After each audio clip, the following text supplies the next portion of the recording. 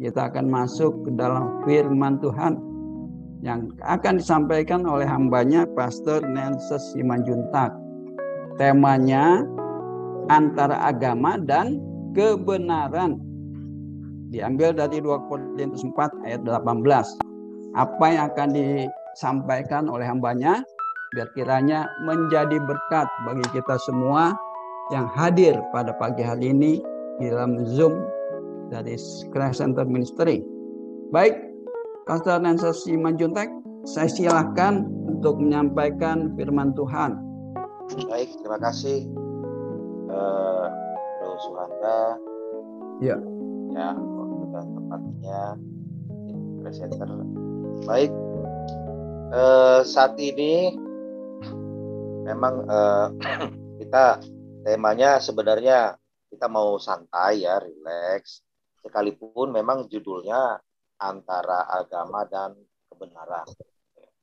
Nah, di sini saya mau ajak kita melihat wacana dan kita share, discuss antara pengertian agama dan kebenaran, karena kita melihat bahwa pertentangan-pertentangan pandangan, doktrin, gereja itu sebenarnya ya timbul, yang pernah juga mungkin kita pernah diskusikan, itu semuanya banyak yang tidak menyadari bahwa itu adalah timbul dari manusia sendiri. Dan kalau kita melihat mungkin kalau kita belajar sejarah secara spesifik, secara pelan-pelan, kita akan mengetahui bahwa perbedaan doktrin, perbedaan dogmatika di dalam berbagai aliran gereja di dunia ini ternyata sumbernya adalah dari pihak Roma sendiri. Jadi tanpa ada niat yang tidak baik sedikit pun, dan tanpa ada niat untuk mengadakan suatu debat kusir atau juga menjelekkan satu dengan yang lain, tetapi kita sama-sama belajar.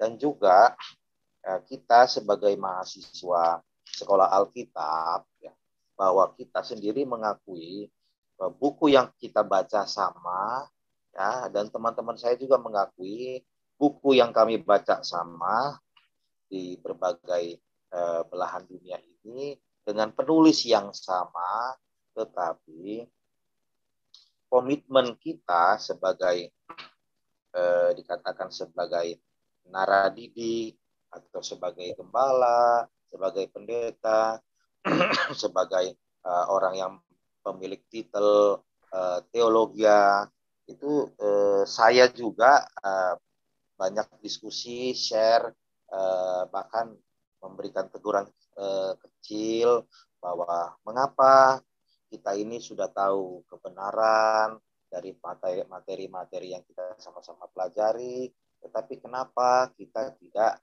mengarah kepada buku yang kita pelajari yang menuntun kita.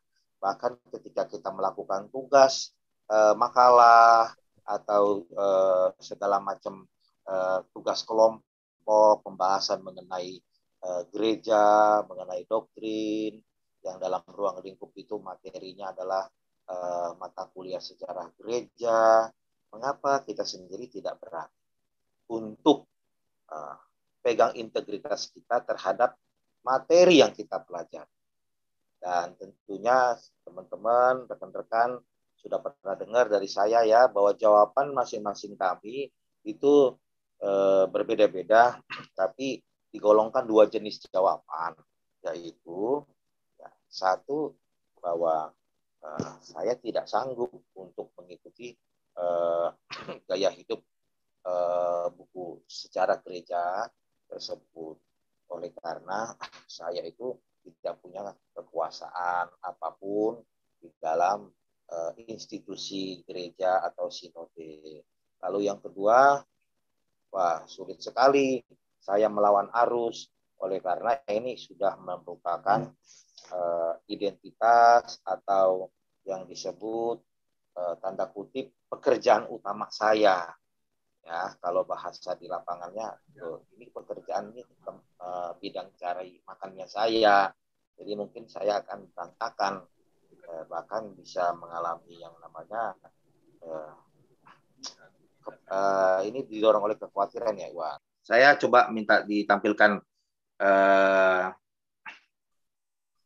slide itu, buku sejarah gerejanya. Nah, saudaraku, buku sejarah gereja ini penulisnya adalah Berkhof dan Enclar.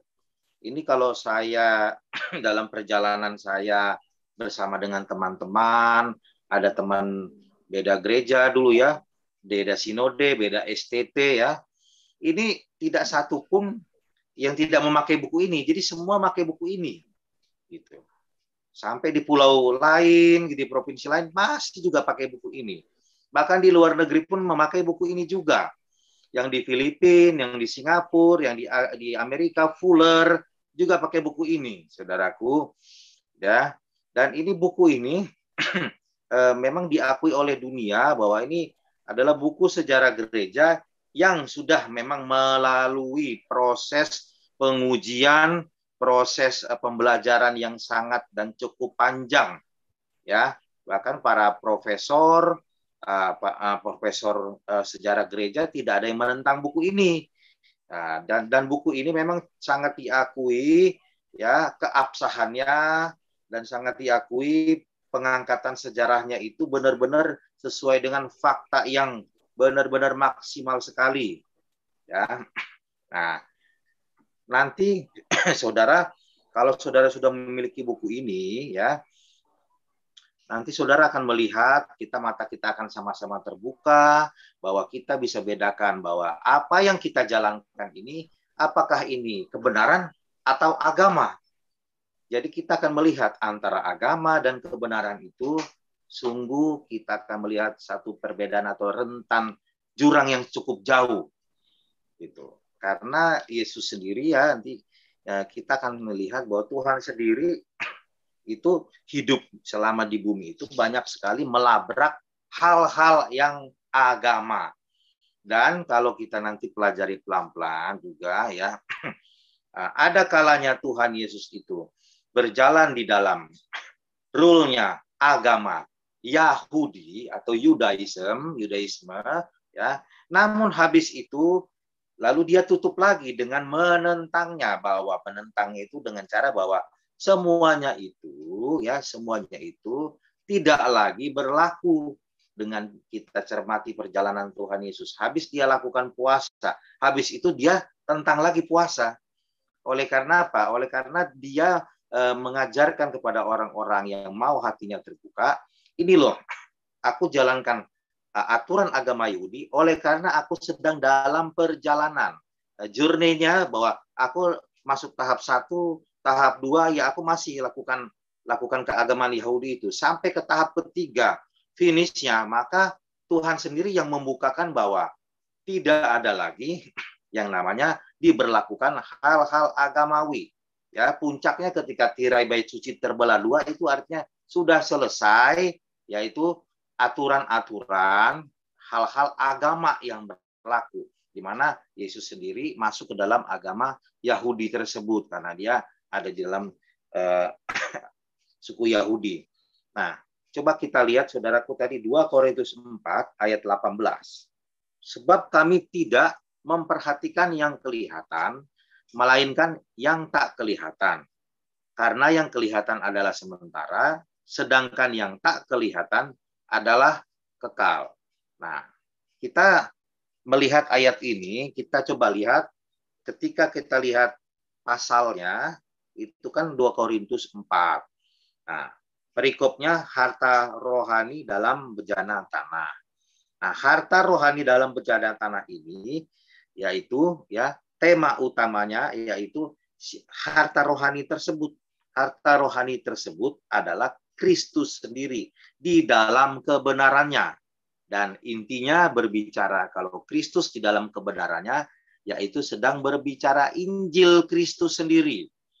Nah, maka kalau kita baca runtutannya ayat 1 sampai 18, maka kita akan melihat sesuai dengan tema utamanya bahwa sebab kami tidak memperhatikan yang kelihatan, melainkan yang tak kelihatan. Yang tak kelihatan ini sudah jelas ya. Kalau dalam metode untuk menafsir, kita lihat ya, makna dari yang tidak kelihatan ini adalah yang kekal adalah Injil tadi, kebenaran Kristus tadi.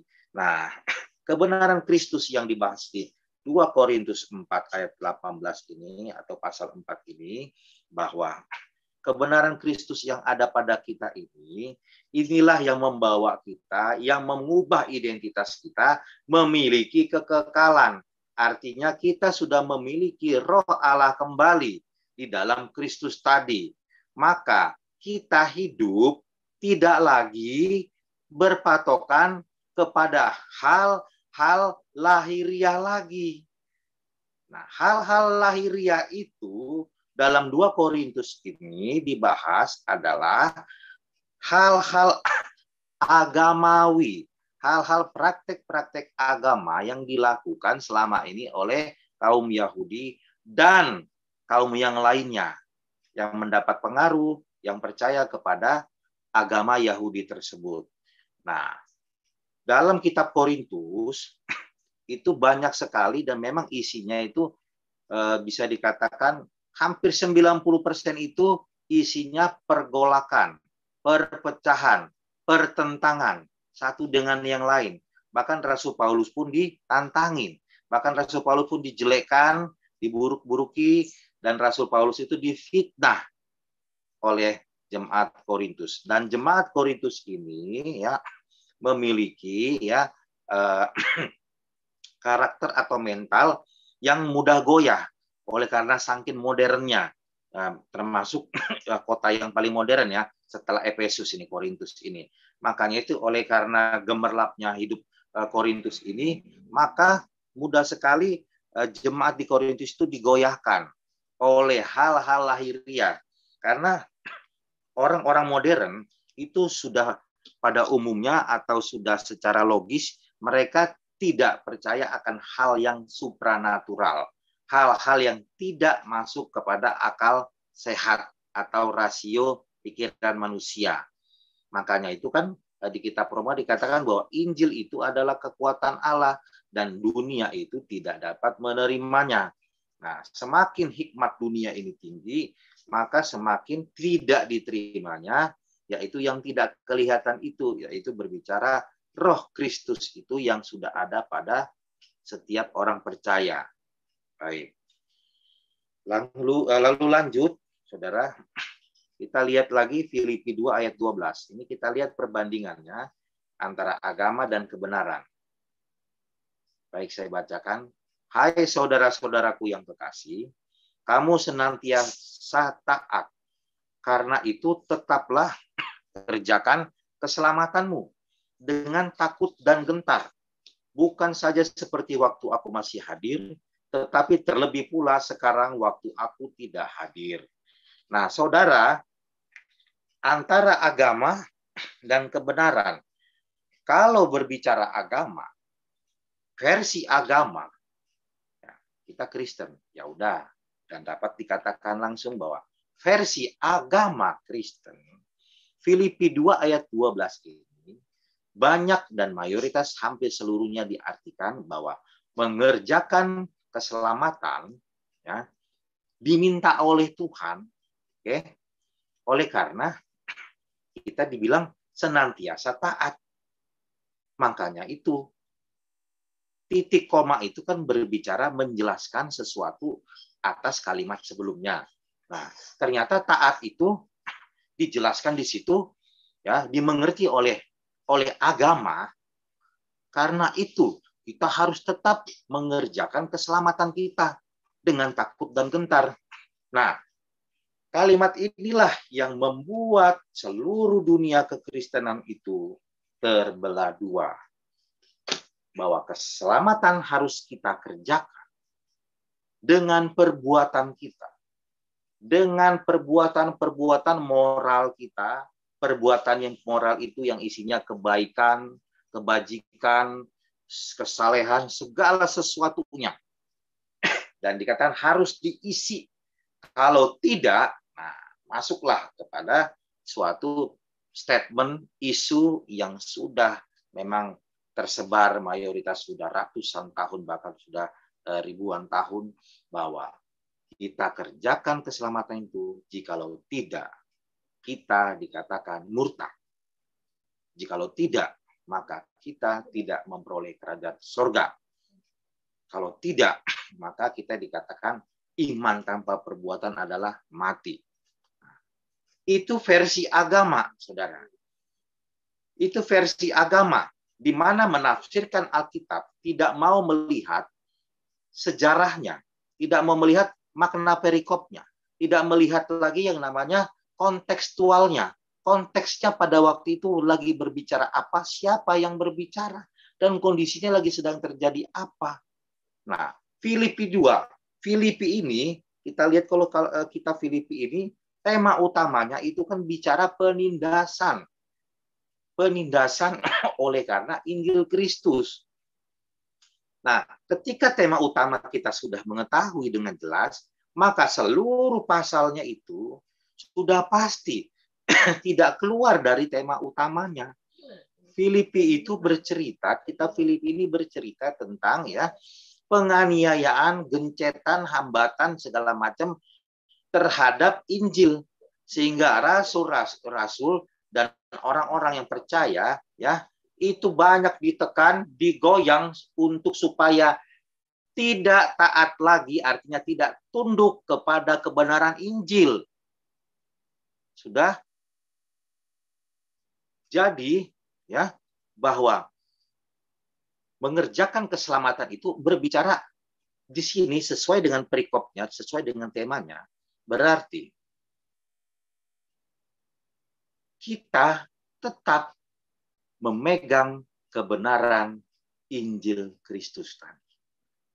Bukan berbicara taat kepada kita tetap taat berbuat perbuatan kita, berbicara kebaikan dan lain-lain. Yang kita tidak menentangnya. Tetapi kita berbicara itu Injil Kristus mengenai mengerjakan keselamatan itu, yaitu mempertahankan, memegang integritas Injil Kristus itu di dalam kita, di dalam kehidupan mereka pada waktu itu. Karena adanya penganiayaan dan cukup banyak juga di sana terjadi yang namanya kemunduran rohani, mundur dari Injil Kristus tadi. Makanya, ya mau dikatakan bahasa aslinya, taat itu adalah hormat. Hormat terhadap apa? Itu yang pentingnya. Ternyata hormat terhadap apa? Kebenaran Injil tadi, wibawa Injil tadi, ya. Nah, keilahian Injil tadi, ya, kekuatan Injil tadi yang menyelamatkan. Nah, disinilah dikatakan maknanya bahwa tetaplah kerjakan keselamatanmu itu berbicara tetap memegang integritas, mengatakan dengan mulut, percaya, bahkan tetap beritakan Injil Kristus tadi. Sekali lagi, bukan mempertahankan keselamatan kita dengan perbuatan baik. Tetap hidup saleh, tidak menipu, tidak berzina, tidak macam-macam lah yang berhubungan dengan perbuatan itu. Tetapi berbicara memegang integritas kebenaran Injil dan tidak mau digoyahkan. Sekalipun tantangannya sangat berat. Bahkan sampai kepada nanti tahun 70 tidak bisa dapat membeli atau menjual kalau tidak memakai lambang 666 itu. Oke, makanya Rasul Paulus menasihatkan lagi, tetaplah kerjakan keselamatanmu. Bukan waktu aku hadir pada waktu di Filipi, tapi terlebih lagi sekarang waktu aku tidak hadir. Dan posisi kitab Filipi ini ditulis, Rasul Paulus lagi di dalam penjara. Dia menulis untuk jemaat Filipi. Sampai dikatakan, aku sampai mengeluarkan darah dan air mata. Ya, darah dan air mata benar-benar karena hantaman pukulan. Sampai kalau sejarah itu buku The Paul katakan bahwa dia memang pendarahan, dipukuli segala macam, dan itu tidak dapat membuat dia bergeser dari Injil Kristus. Demikianlah bencinya. Nah, ini kita harus lihat, saudaraku. Demikian bencinya bangsa Roma itu terhadap Injil.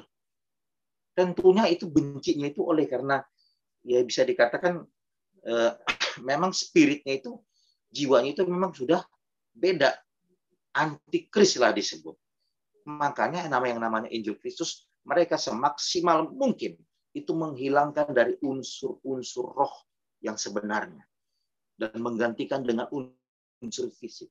Karena cukup dengan unsur fisik dan cukup dengan unsur pengertian-pengertian humanisme, itu bagi mereka sudah cukup untuk melarikan setiap iman orang percaya keluar dari kebenaran Kristus. Nah, di sini kita akan menyaksikan bahwa ternyata kita tidak bisa lari dari perikop Injil Kristus ini. Dimanapun, bahkan dari kitab Kejadian nanti sampai Wahyu, ya, itu berisi kebenaran, yaitu Injil Kristus. Saya juga ada file, saya mau rapikan lagi, coba cari lagi. Kitab Kejadian, Keluaran, Imamat, Bilangan, sampai nanti Matius sampai Wahyu, itu semuanya temanya adalah Kristus dengan berbagai subtema yang berbeda, saya katakan. Oke, contohnya di dalam kitab Filemon, kitab Ibrani, ya kan? Kitab Imamat, kitab Raja-Raja, itu semua ada tema-tema Kristus semua. Dan memang harus kita ketahui, kita tidak boleh sebenarnya lari dari tema utama dari Kejadian sampai Wahyu, yaitu Injil semua. Maka dari itu ada yang dikatakan Injil dalam Perjanjian Lama. Di mana aja sih? Ya semuanya dalam Perjanjian Lama itu Injil. Di mana dikatakan di situ Injilnya itu ada berupa simbol-simbol, lambang-lambang atau maknanya figuratif. Begitu. Baik, saudaraku, itu dari Filipi 2 ayat 12. Coba kita belajar lagi. Nah, ini kita coba kita melihat, saudaraku, buku salinan dari buku sejarah gereja. Yang pertama, kita lihat yang ada poin 4-nya. Ya, Kristus, ya, betul. Nah, kalau kita lihat itu, ya, Kristus, ya, paling atas, ya, Kristus, itu sambungan dari atas. Sambungan dari atas itu ada tentang ajaran dan kebajikan.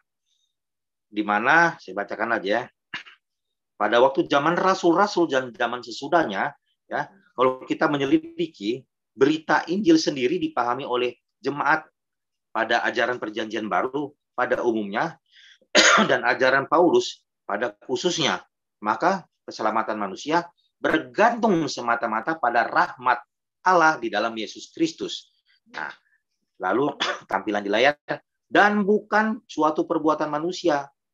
Tapi pada permulaan abad kedua, pokok utama Injil itu sudah kurang dimengerti orang. Jemaat Kristen tentulah masih tetap percaya bahwa Allah saja yang dapat memberi keselamatan. Tetapi, nah ini yang menyedihkannya. Mulai pada abad kedua itu, ya, usaha dan perbuatan-perbuatan manusia untuk mencapai kebenarannya sendiri ditarik kembali oleh pihak Roma, di mana orang-orang Roma itu memakai para ahli Taurat, orang Farisi, yang mereka percaya, mereka pegang. Akhirnya Injil menjadi suatu Taurat baru. Nah ini, Injil menjadi suatu Taurat yang baru. Dan kalau bicara kenyataannya, menurut pengamatan saya, ya terjadi sampai sekarang. Yesus diakui sebagai anak Allah. Tetapi kita ada dalam perjuangan yang akan menggenapi segala tuntutan agama yang diajarkan oleh Yesus. Kan Yesus kan mengajarkan agama juga pada waktu itu. Nah, disinilah tidak mengertinya atau tidak pedulinya, ya para pengajar-pengajar itu entah bagaimana sekolah Alkitabnya mungkin ketiduran, ya, atau memang takut mengajarkan yang benar, saya nggak tahu ya. Tapi mayoritas itu masih benar-benar menerapkan yang namanya dikatakan perbuatan itu, mengusahakan supaya layak di hadapan Tuhan sendiri. Tapi Injil tetap diakui sumber dari keselamatan kekal itu. Nah, lalu yang menjadi dilemanya, ya, sebentar dia bilang Yesus itu memberi anugerah keselamatan oleh karena kematian dan kebangkitan. Tapi sebentar lagi, saudara harus hidup di dalam Dia. Hidup di dalam Dia itu dibagikanlah versi agama lagi, yaitu hidup sebagaimana kita harus hidup sebagaimana Kristus hidup. Lihatlah, Kristus hidup pada waktu itu. Nah, di sini pun sebenarnya minta pertanggungjawabannya kita harus dengan tegas. Memang Anda atau Bapak tahu apa bahwa Yesus hidupnya itu pada waktu itu seperti apa aja, hidup kudusnya. Kok sampai kita bilang hiduplah sebagaimana Kristus hidup. Padahal itu berbicara bukan dalam perikop atau bukan dalam tema humanisme. Itu bukan berbicara dalam perbuatan, tetapi berbicara identitas Kristus tadi, yaitu yang telah mati dan bangkit. Kita teladani, kita harus sepadan, berpadanan dengan hidup Kristus. Itu berbicara kita sama dengan kehidupan Kristus itu. Sama dalam dengan kehidupan Kristus, bukan sama perbuatannya. Yesus suci, hidup baik, bukan berbicara itu, tetapi berbicara Dia yang statusnya telah mati dan bangkit, ya. Dia yang mengosongkan dirinya sehingga Dia mati, Dia menjadi dosa, lalu Dia sudah selesai, sudah nol, lalu Dia diberikan kebangkitan oleh Allah sendiri, lalu Dia bangkit dan Dia menjadi manusia yang baru. Nah, barang siapa yang mengikuti dari paradigma terhadap apa yang sudah terjadi pada Kristus, maka itulah yang disebut kita hidupnya berpadanan dengan Kristus. Bukan berpadanan berbicara perbuatan, tapi berpadanan terhadap identitas Kristus atau status Kristus, yaitu yang telah mati dan bangkit menjadi manusia yang baru. Karena Kristus adalah manusia yang menjadi baru ketika Dia dibangkitkan oleh Allah. Sudah, maka barang siapa yang percaya kepada identitas Kristus itu, maka dialah yang dikatakan manusia baru atau yang disebut hidupnya berpadanan dengan Kristus. Nah, seperti itu. Jadi harus bedakan ya ayat yang versi agama ditafsirkannya dengan versi kebenaran. Versi kebenaran itu karena berbicara kita sesuaikan dengan tema, dengan perikop, tema utamanya tidak akan bisa membuat yang di bawahnya itu lari tema-tema kecilnya. Tema kecil itu sudah pasti adalah rangkaian dari tema besar. Nah, disinilah yang menjadi dilema, hal yang menyedihkan bagi saya sendiri. Kok semudah itu orang-orang terpelajar, teman-teman yang terpelajar mengabaikan hal itu. Sehingga asiknya mengajarkan hal-hal humanisme. Dan perlu saudara ketahui bahwa oleh karena bibit yang dikatakan bibit dosa itu yang ada dari Adam dan Hawa, secara manusiawi itu sangat-sangat benar-benar kuat diturunkan kepada kita. Bahwa dosa yang dilakukan Adam dan Hawa itu membuat jiwa mereka adalah jiwa humanisme yang tidak berpusat kepada Kristus, tapi berpusat kepada manusia atau man-center, tidak Christ-center. Dan itulah yang mau disembuhkan oleh Tuhan. Cukup kita dengan mau merendahkan hati, kita tanggalkan pemikiran kita, ya, kita kosongkan gelas kita, Maka ketika ada pemberitaan Injil Kristus tersebut, maka akan maksimal kita menerima kebenaran Injil tersebut. Dan kita akan mengalami namanya proses demi proses yang dikatakan kita akan mengalami yang namanya berbuah tadi. 30, 60, sampai 100. Nanti di Yohanes 15 itu akan berbuah 30, 60, sampai 100 kali lipat. Itu berbicara berbuah di dalam pengenalan akan kebenaran Kristus itu. Bukan buah dari menabur, persembahan, jual motor nanti dapat 30 atau 60 atau 100. Saya juga ngalamin, teman-teman saya pun mengalami yang hamba-hamba Tuhan. Bahkan jemaat pun semuanya merembet. Motivasi dia memberi, ketika dia memberi pun udah ada di benak dia. 30, 60, atau 100 kali lipat. Gimana caranya bisa 100 ya? Supaya jangan 30 menuainya. Nah, seperti itu. Wah, aku harus dengan tulus. Aku berinya harus habis-habisan supaya dikatakan berbuahnya 100 kali lipat. Nah, lagi kan.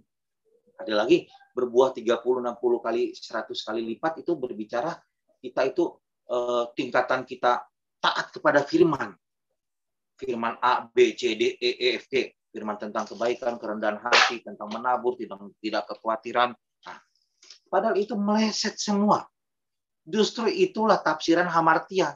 Tafsiran yang meleset. Itu tafsiran yang menghasilkan tetap dosa. Karena kan dosa itu hamartia. Hamartia itu terbagi dua katanya. Hamartia yang tidak membawa kepada kebinasan, yang membawa kepada kebinasaan. Justru yang saya takuti adalah, bahkan yang saya amati, ya, melesetnya pengertian terhadap banyak ratusan ayat-ayat itu berindikasi mengarah kepada agama. Dan agama itu membuat kita tidak mengalami Kristus. Bahkan tidak segan-segan di Alkitab dikatakan, jikalau kamu mengharapkan kebenaran oleh karena melakukan hukum Taurat, kamu lepas dari Kristus. Itulah agama itu. Jadi, saya sangat menyayangkan sekali kalau ini disepelekan. Padahal kondisi seseorang tersebut di luar Kristus atau lepas dari Kristus. Ini yang sangat-sangat menyedihkan. Tidak menyadari sampai akhir hayat. Jujur saya katakan bahwa saya juga banyak tidak disukain jadinya. Banyak tidak diminati untuk diundang bicara di tempat saya, di mana-mana, begitu. Tapi ya sudah. Mulai dari mengajarkan tentang Injil Kristus aja, bukan Injil yang versi agama, itu saja banyak pergolakan. Nah, apalagi yang lain-lainnya, yang lebih spesifik lagi atau lebih dalam lagi lah dikatakan. Waduh, lebih mengerikan lagi. Baik, saudaraku, kita lihat lagi bahwa kesimpulannya di bawah itu, bahwa dari uraian di atas kita tahu bahwa masa sesudah Rasul sudah tersedia lengkap sebenarnya. Itu ternyata dasar gereja Roma di kemudian hari. Yakni hierarkia, moralisme, salah paham tentang sakramen, dan kepercayaan kepada mujizat. Barulah gereja Protestan yang menunjuk kepada jurang perbedaan yang dalam antara antara berita perjanjian baru. Nah, ternyata saudaraku, ya rekan-rekan semuanya, terjadi yang namanya salah persepsi, bahkan sampai kepada hal yang sangat sensitif sekali, yaitu apa? Sakramen. Ini sakramen ini kalau kita tegur, kalau kita bukakan, itu sangat-sangat sensitif sekali. Teman saya ada yang murka 2 bulan lalu, 3 bulan lalu. Bahkan dia provokatori teman-temannya supaya memusuhi saya. Terjadilah. Oleh karena saya berbicara mengenai kebenaran sakramen. Karena sakramen itu apa sih kebenarannya? Tidak ada lagi kebenaran di dalam sakramen itu. Sakramen itu ada ketika masa perjanjian lama. Ketika manusia masih di dalam bayang-bayang. Sakramen itu kan kepanjangan itu sakral momentum, ya. Sakramen. Momentum yang sakral. Momentum yang sakral itu kalau didefinisikan lagi, kalau menurut akademis, ya, sakral momentum itu sesuatu kegiatan yang berbau sakral, yang berbau hadirat Allah, katanya, di mana hadirat Allah itu atau otoritas keberadaan Allah itu diwakilkan kepada satu imam atau kepada satu pemimpin rohani atau kepada suatu pemimpin agama. Nah, baik, kita perhatikan tadi yang saya jelaskan. Apakah ketika kita sudah ada di dalam perjanjian yang baru, apakah kehadiran Allah itu diwakilkan lagi oleh manusia yang disebut pemimpin rohani atau pemimpin agama, atau hamba Tuhan atau pendeta atau apapun itu? Tentunya tidak sama sekali. Karena itu sudah bertentangan dengan 1 Petrus 2, sebab kita ini adalah imamat yang rajani. Kita imamat yang rajani. Imamat yang rajani. Kita imam. Kita adalah imam-imam sebab hidup kita ini sudah terhisop di dalam imam besar itu, yaitu Kristus. Ini Kristus. Orang yang percaya kepada Kristus, sang imam besar itu, kita terhisop, masuk di dalamnya. Makanya kita disebut imam, imamat yang rajani. Kita bersifat imam. Kita punya kodrat imam. Kodrat ilahi kita itu ya imam, yaitu pemimpin rohani. Sudah? Oke. Nah, maka kita juga bersifat raja. Imamat yang rajani itu adalah pemimpin rohani yang memiliki otoritas, ya, otoritas Kristus itu sendiri, sebab kita itu di dalam Kristus terhisop oleh karena kepercayaan kita atau pandangan kita sesuai dengan Injil Kristus. Sudah. Makanya kan kita disebut kita umat kepunyaan Allah, atau juga kita disebut kita tubuh Kristus. Kepala kita adalah Kristus. Lalu kalau berbicara gereja atau pelayanan, yang ada adalah pemimpin pelayanan. Bukanlah imam yang dapat dikatakan menurunkan pengurapan ke bawah. Tidak ada itu. Nah, bedakan saudaraku, rekan-rekan semua, versi agama dengan versi kebenaran. Oke, slide-nya sudah ditampilkan yang perjamuan kudus. Oke, saya mungkin 10 menit lagi ya. Perjamuan kudus, coba kita lihat itu, dipandang baik sebagai suatu korban, dikatakan, yang patut diganjari Tuhan dan sebagai suatu hadiah sorgawi. Nah, ini kan pandangan apa ini, saudara? Ini pandangan versi apa? Kita lihat kalau di babnya itu, lihat gereja Katolik yang lama, dari Roma, yang mencanangkan kembali bahwa perjamuan kudus, ya, itu sebuah hal yang sakral. Oke? Dan itu sebagai perwujudan Allah hadir di dalam perjamuan itu. Itu nggak beda mengkotak-kotakan atau menyeting atau membuat Allah itu bisa hadir di sebuah area, di sebuah tempat yang disebut ruang kudus atau ruang maha kudus, atau yang disebut, yang ini kita lagi baca. Dalam perjamuan kudus itu, kita hadirkan Tuhan. Perjamuan kudus dipakai sebagai instrumen untuk menghadirkan kehadiran Tuhan. Wah, ini benar-benar sudah sangat jauh menyimpang.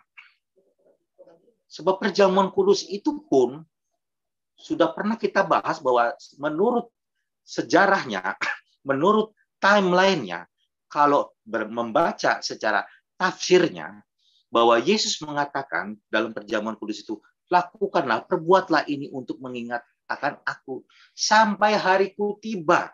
maka itu berbicara sudah berakhir. Sebab dikatakan perbuatlah ini untuk mengingat akan pemberitaan Injilnya itu, bahwa dia harus mati disalib. Sudah. Nah, tentunya ketika dia sudah disalibkan, mati, maka berakhirlah perintah itu. Sebab apa? Sebab kita tidak lagi makan dan minum tubuhnya. Sebab apa? Karena kita sudah percaya kepada dia, maka kita disebut sudah memakan dan minum darahnya. Kita sudah makan tubuhnya, kita sudah minum darahnya.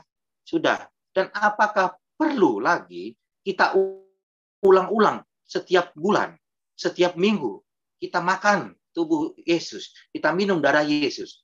Itu seperti apa? Ya itulah seperti agamawi. Itulah yang disebut pandangan agamawi. Kita tetap melakukan perjamuan kudus atau persembahan suci. Baik, saya lanjut lagi ke hal yang kedua. Ini lebih mungkin sensitif juga. Baptisan Kristen. Mau percikkah, mau selamkah, yang jelas, kalau kita lihat di sini, baptisan Kristen, ini pun diartikan salah. Jemaat percaya bahwa dalam air baptisan tergandung khasiat istimewa. Waduh, ini. Sehingga air itu menyucikan secara magis, realistis. Nah, ada lagi yang zaman sekarang ya, sembuhlah, inilah segala macam kan. Nah, oleh kuasa ilahi, setan dan pengaruhnya diusir dari badan jiwa orang yang dibaptiskan itu. Dan dengan demikian, orang yang baru dilahirkan secara lahir ya batinnya itu berdiri secara murni di hadapan Tuhan pada baptisannya itu. Nah, dampak pandangan itu timbul reaksi dari jemaat. Ada yang menunda baptisan sampai menjelang ajalnya supaya kesuciannya diperoleh pas dari akhir. Supaya tidak bisa lagi kesucian itu luntur oleh karena kehidupannya dia masih panjang. Nah, ini fenomena ini terjadi pada abad kedua dan ternyata sampai sekarang masih terjadi, masih banyak sekali terjadi. Pak, tapi terbukti kok Pak, orang dibaptis banyak yang sembuh. Saya tidak mau berbicara bahwa bukti segala macam sesuatu. Yang saya percaya ketika engkau dibaptis ternyata sembuh. Saya cuma satu. Itu fenomena Tuhan yang tahu. Kedua, sangat bisa. Kenapa? Ya, di dalam tubuh itu memang terjadi kesembuhan. Oleh karena apa? Oleh karena Tuhan mengasihi engkau aja. Sudah. Tapi tidak pernah ada maksud Tuhan membawa pengertian, kepercayaan bahwa baptisan itu menyembuhkan. Tapi sesungguhnya sangat-sangat mungkin kebenarannya adalah ketika ternyata engkau full percaya akan kasih karunia itu. Engkau sudah dibaptis di dalam dia. Itu yang menyembuhkan. Bukan airnya itu yang menyembuhkan. Sebab kita tidak hidup melihat dari apa yang kelihatan. Tapi yang tidak kelihatan itu. Lalu terjadi pertikaian teologi. Ya, di masa Theodosius pada tahun 379, lalu yang alinea kedua itu keputusan Nisia dan Konstantinopel nampak dengan tegas dalam pengakuan Nisia dan Nisenum yang dikalimatkan pada waktu itu bla bla bla bla, percaya kepada Kristus satu Tuhan Yesus. Dan ini pun saudara, di sini pun yang saya pelajari bahwa hasil keputusan konsili Nisea Konstantinopel ini ya, yang melahirkan seakan-akan kebenaran karena menghasilkan tentang aku percaya kepada Kristus, satu Tuhan Yesus Kristus, anak Allah yang tunggal, yang lahir dari Sang Bapa, sebelum ada begini, duduk di sebelah kanan Allah, begini. Saudara, sebenarnya itu adalah pengaruh jiwa pagan dari Nisea atau Konstantinopel. Pagan. Penyembahan berhala. Makanya saudara jangan kaget kalau saya katakan bahwa statement atau slogan janji iman rasuli itu hasil rekayasa yang dihasilkan dari orang-orang yang memiliki spirit pagan. Karena mereka adalah pagan, penyembah berhala. Sehingga pribadi Yesus, Bapa, Roh Kudus itu dipagankan menjadi sebuah fenomena yang dapat dilihat, diimajinasikan, dibayangkan. Sampai dikatakan duduk di sebelah kanan Allah, Bapa yang Maha Tinggi. Aku percaya kepada Roh Kudus, persekutuan yang am, gereja orang-orang kudus. Lalu muncullah gereja am yang berpusat di sana. Di mana? Di Roma sana. Sesungguhnya itu sudah merupakan rancangan dari sejak dulunya. Supaya gereja itu dipersatukan untuk sebuah tujuan, tidak menjadi kekuatan yang berbahaya untuk bangsa Roma. Satu. Kedua, spirit Roma juga tidak tentunya senang, tidak damai menyaksikan Injil Kristus itu tersebar di mana-mana. Tidak cukup untuk hanya membunuh orang-orangnya, pemberita-pemberitanya, rasul-rasul dan para murid rasul dan cucu-cucu para rasul, katakan generasi ketiga, keempat. Tidak cukup itu. Lalu dirusaklah ajaran Kristus tadi. Ajaran yang dipegang oleh para rasul dan para murid-murid yang lain. Dan itu mereka lengkap kepuasannya. Orang bangsa Roma tadi. Puas atas kehancuran Injil Kristus itu. Karena apa? Tentunya kejahatan yang ada di hati mereka itu sudah melihat bahwa cukup Injil Kristus dipandang atau dimaknai secara fisik. Itu sudah membatalkan kebenaran Injil tadi. Sebab Injil tidak dapat disesuaikan dengan apa yang kelihatan, tapi dia yang tidak kelihatan. Karena terbukti sampai di kitab Tesalonika dan lainnya yang berbicara tentang kedatangan Yesus kelak. Lalu sampai dikatakan diubah dalam tubuh kemuliaan. Itu disetting pengertiannya dari mereka sendiri semua. Bahwa nanti kita ini diubahkan dalam sekejap, di rapture. Nggak taunya ajaran rapture kan oleh ajaran Dalby. Itu tahun 1800 dikumandangkan lagi sama mereka. Turun-temurun tuh.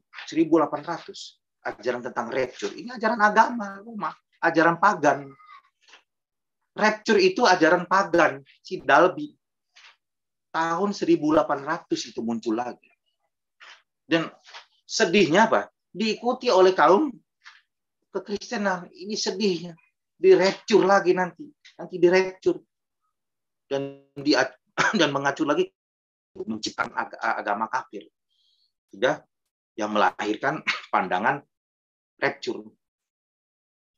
Sampai kepada kedatangan Yesus kedua kali, yaitu yang diartikan nanti sampai terjadi penghancuran bumi ini.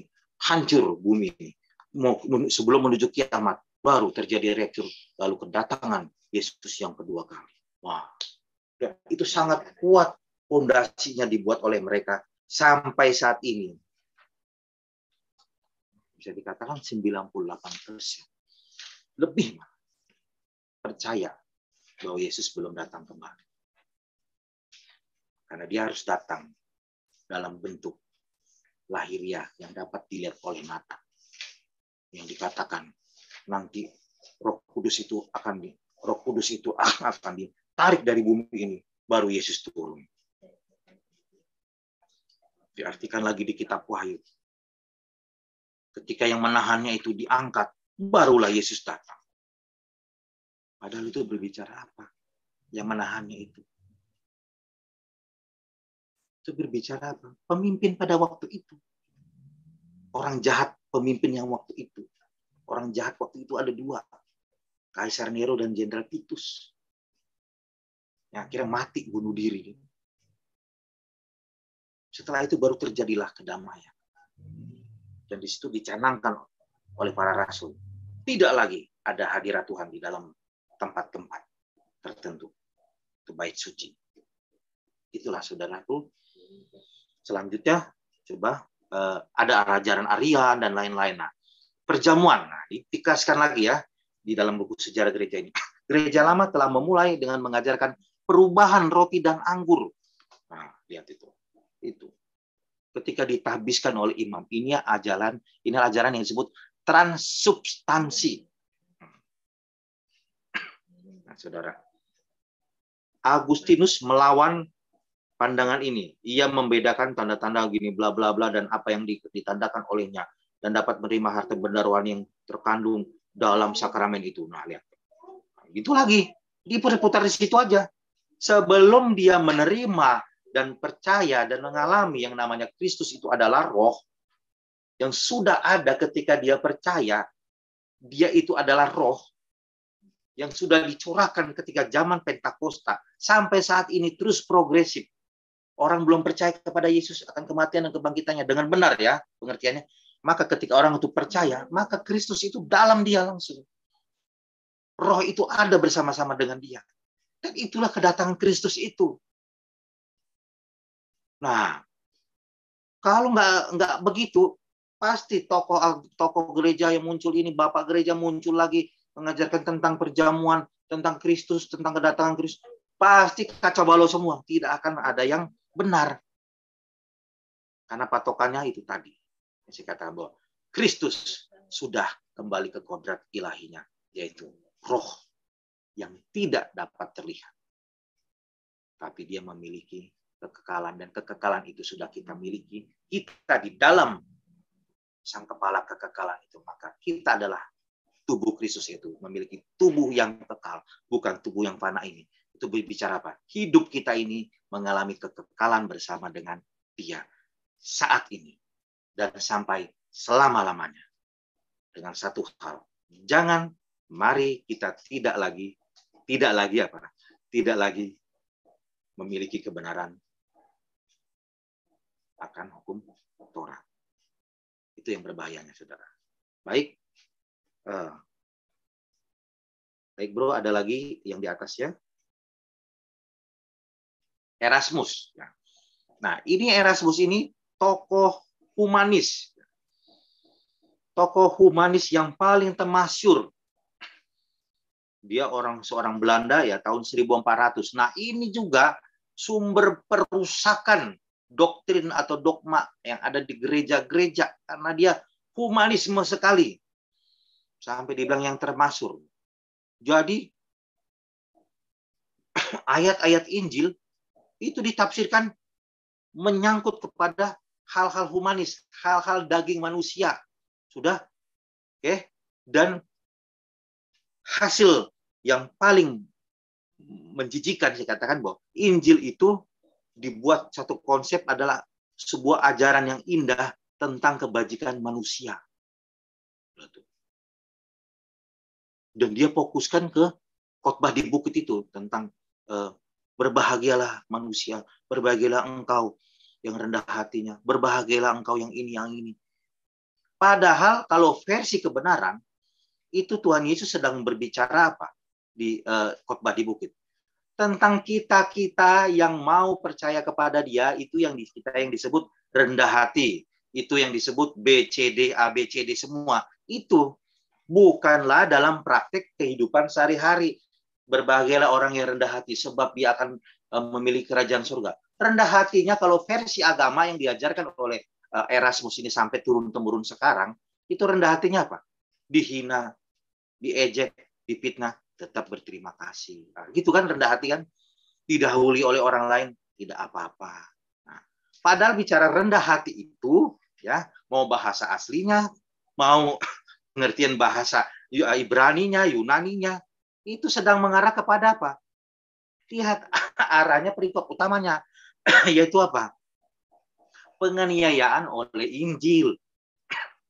Khotbah di bukit itu Tuhan lagi memperingatkan bahwa ini loh Injil akan diberitakan, maka engkau yang rendah hati, engkau yang mau bayar harganya, engkau memang harus mati pun gitu, engkau akan melihat Allah. Kan dibilang apa? Berbahagialah orang suci hatinya, sebab mereka yang akan dapat melihat Allah. Suci hatinya pun dihancurkan pengertiannya oleh kaum humanis, yaitu suci hatinya dikatakan, diartikan apa? Yaitu dia hatinya suci, tidak mau kotor, tidak mau iri, tidak mau dengki, tidak mau zina, tidak mau memfitnah orang, merendahkan orang. Bukan. Bicara suci hatinya, bicara ketika hatinya memandang kepada Kristus tadi, di mana Injil Kristus itu berisi kematian dan kebangkitannya. Maka yang percaya kepada kematian dan kebangkitannya menjadi manusia baru sama seperti Kristus telah menjadi manusia baru. Maka kita pun yang percaya itu disebut hati kita telah suci. Suci bukan karena perbuatan, tapi suci oleh karena kita di dalam kesucian Kristus tadi. Maka kita dapat melihat Allah. Iya kita dapat melihat Allah. Karena apa? Karena kita menjadi tubuh Kristus itu sendiri. Di mana Kristus itu adalah menjadi Allah kita sendiri langsung. Di mana Allah itu adalah di dalam Kristus. Sebab Kristus itu sudah kembali menjadi kodrat ilahinya, yaitu apa? Dia adalah Roh Allah itu sendiri. Nah, makanya itu saudaraku, ya, harus hati-hati, waspada, karena ajaran Erasmus ini itu membekas sampai dibawa waktu zaman penjajahan tahun 1900-1800 Belanda menjajah Indonesia. Dibawa ajarannya itu lagi. Karena tokohnya orang tokoh dari Belanda. Kan ada sejarah gereja dunia, sejarah gereja Indonesia, sejarah gereja Asia. Ada semua buku-bukunya. Nah, saudaraku, jadi kita sudah mengerti, terbuka hati kita, pikiran kita. Oh ya, ini mengapa seperti ini terjadi? Oh iya, mana agama, mana kebenaran, saudara. Baik. Selanjutnya yang terakhirnya, alat-alat keselamatan. Waduh. Ini coba unik ya. Judulnya aja udah mengerikan, saudaraku ya. Pimpinan ini diberikan gereja terutama dengan perantaran sakramen yang telah diamalkan kepadanya oleh Tuhan sejak abad 13. Oh, gereja Roma mengakui 7 sakramen. Wah, ini kan diamalkan oleh Tuhan. Padahal Tuhan yang mana? Sebab Tuhan tidak lagi memperlakukan dirinya diwakilkan kepada suatu event, diwakilkan kepada suatu upacara apapun, bahkan tidak mau diwakilkan kepada seseorang yang dikatakan imam, mau imam besar, mau imam rohani, mau imam gereja, mau imam sinagog apapun, tidak ada lagi itu. Makanya itu kan sekali lagi dia sudah menghancurkan bait suci sebagai apa? Pelajaran bahwa aku tidak bisa lagi tinggal di kuil-kuil dimanapun, tidak bisa. Dan tidak bisa diwakilkan oleh seseorang pun. Sebab apa? Aku hanya ada di dalam orang yang mengerti, percaya, paham, menerima kematian dan kebangkitan. Ya, lihat 7 sakramen itu. Baptisan, konfirmasi, pengakuan dosa, apalagi itu. Pengurapan, pentahbisan imam, segala macam. Nah, sampai kepada kematian pun ada juga sakramennya. Padahal Tuhan tidak memikirkan lagi yang namanya sudah kematian secara fisik. Karena Tuhan tidak lagi berbicara fisik. Dia berbicara yang kekal itu. Yaitu spirit kita ini. Roh kita atau jiwa kita ini. Itu saudaraku. Nah, baik, baptisan bagi gereja adalah untuk menghapus dosa turunan dan segala dosa yang diperbuat oleh orang itu sendiri. Betul. Ini terjadi pada waktu itu. Dan sekarang masih terjadi. Dipercayai. Masih. Ketika dibaptis, menghapuskan dosamu. Nah, saudara. Baik, selanjutnya. Singkat waktu. Matius 28.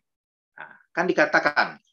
Karena itu, pergilah, jadikan semua bangsa muridku. Dan baptislah mereka dalam nama Bapa dan Anak dan Roh Kudus.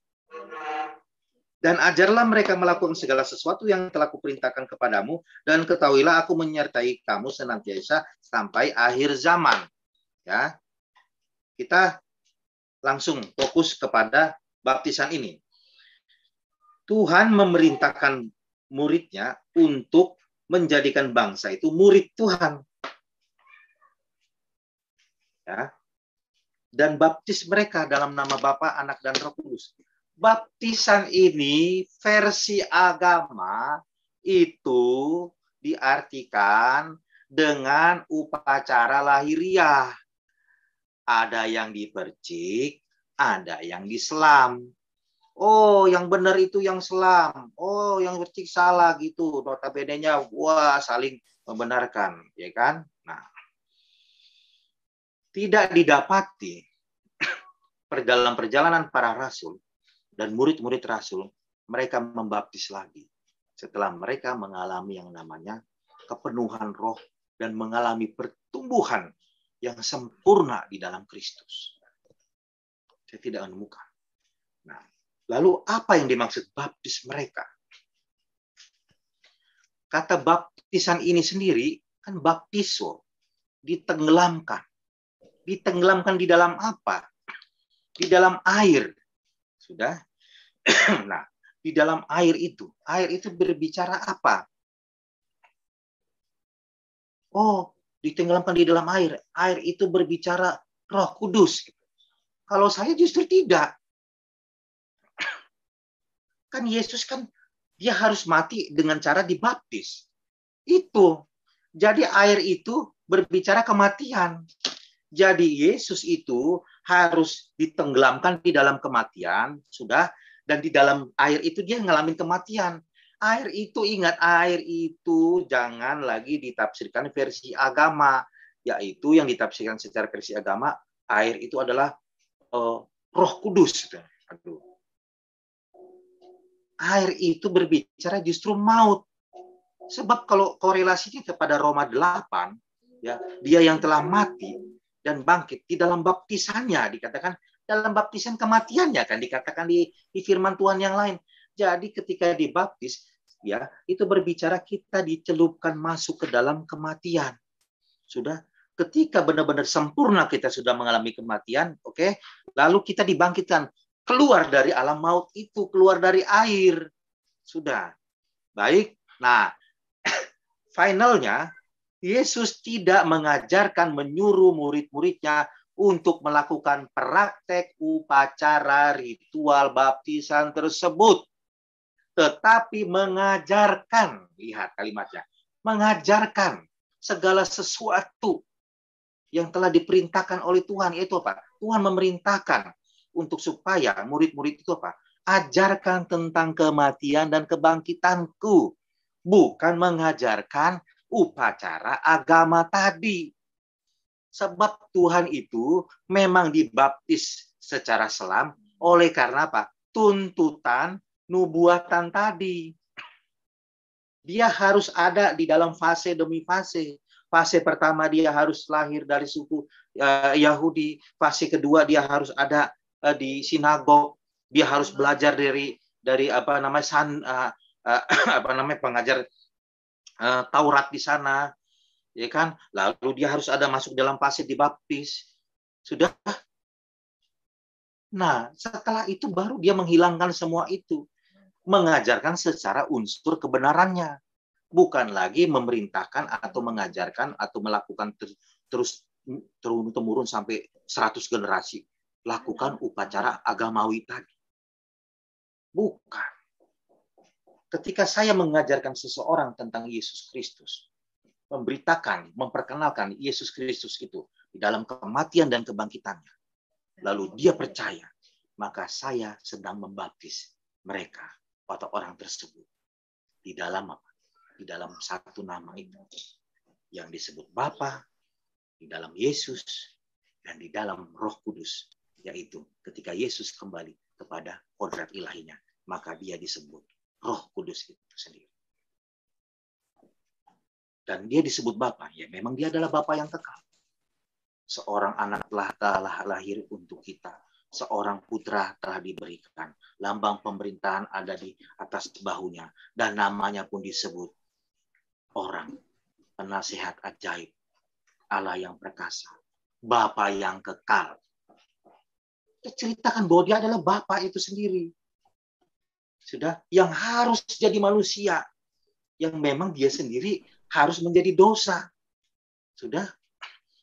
Nah, di sinilah yang nggak masuk akal pikiran rasio manusia. Makanya dikatakan di Roma 2, Injil itu adalah kekuatan Allah, ya, yang tidak diterima oleh dunia, oleh pikiran dunia ini. Rasio manusia. Seperti itu, saudara. Jadi intinya bahwa baptisan secara upacara atau kegiatan, mau dipercik atau diselam, itu adalah pandangan agamawi. Maaf sekali, itu adalah pandangan agamawi. Dan ketika seorang percaya kepada Yesus Kristus sebagai Tuhan Juru Selamat, paham akan kematian kebangkitannya, dia tidak dibaptis lalu dia mati. Kemana kan? Mau kemana? Ketika dia percaya akan kematian dan kebangkitan Kristus, dia sudah bersama-sama sang sorga itu, gitu Pak. Yesus Kristus itu sendiri. Begitu, saudara. Baptis, tidak ada lagi baptisan. Karena dia sudah dibaptis. Dan dia sudah keluar dari air tersebut. Sama seperti Yesus yang pernah keluar dari air secara fisik. Dan secara roh dia sudah alami. Ketika dia masuk ke alam maut, dan dia dibangkitkan keluar dari alam maut tersebut. Dan begitu juga berlaku bagi kita. Ketika kita percaya, kita keluar dari alam baptisan maut tadi, keluar menjadi pribadi yang menang di dalam Kristus. Dan tidak berlaku bagi baptisan secara fisik atau tafsir agama. Baik, terima kasih. Ya. Biar ada tanya jawab, silakan. Oke, terima kasih Pastor Nanses Simanjuntak yang sudah membawakan firman Tuhan pada pagi hari ini. Biar kiranya membuka wawasan kita, pengertian kita apa yang dimaksud dengan agamawi dan apa itu kebenaran. Biar kiranya penyingkapan ini menjadikan sesuatu yang baru di dalam pandangan kita dalam kehidupan kita.